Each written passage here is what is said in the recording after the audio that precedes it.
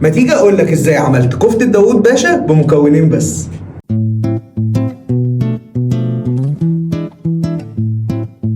نص كيلو من اللحمة المفرومة، عليهم بصلاية كبيرة متصفية، معلقتين من الدقيق، شوية بقدونس، معلقتين من الصلصة، كوباية من المرقة، معلقة صغيرة من البيكنج باودر.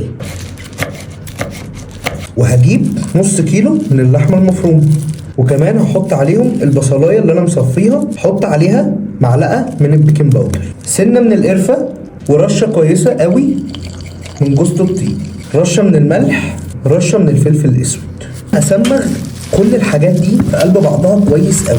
هبتدي اخد من ميه البصل بالشكل ده اللي انا صفيتها من البصلايه اللي حطيتها على الكفته، واخد قطع صغيره كده واعملها كور واسيبها على جنب.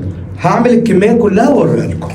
بعد ما كورت الكفته بتاعتي بالشكل ده، هبتدي ان انا ارش عليها رشه من دقيق بسيطه جدا، عشان لما انزلها في الطاسه او في الفرن بتاعي ما تفكش مني. وهبتدي اغلفها بالدقيق بالشكل ده كده كويس قوي كده.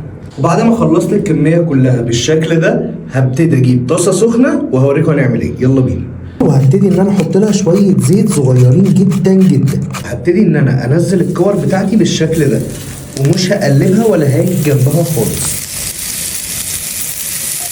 غير لما احس انها استوت كويس قوي من تحت.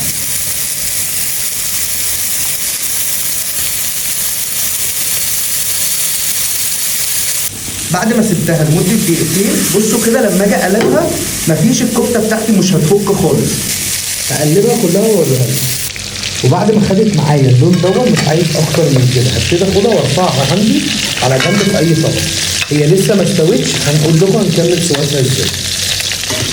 وفي نفس الطاسه عندي اللي عملت فيها الكفته، هبتدي انزل عليها بفصين من الثوم. هنزل عليهم بمعلقه كبيره من صلصه الطماطم، او نص كوبايه عصير طماطم ونص كوبايه صلصه. واول ما الثوم بتاعي يبتدي يتحمر بالشكل ده، هنزل عليها بكوبايه من المرقه، شويه من الفلفل الاسود، وكمان شويه من الملح الابيض. اول ما خدت معايا اول غلوه بالشكل ده كده، هبتدي انزل عليها بالكفته بتاعتي عشان تكمل سواها جوه الصوص اللي احنا عملناه بالشكل ده. هغطي عليها لمده 10 دقايق ويكون عندي احلى كفته داوود باشا. تعالوا نشوف بعد ما عدى عليها 10 دقايق بقى شكلها عامل ازاي.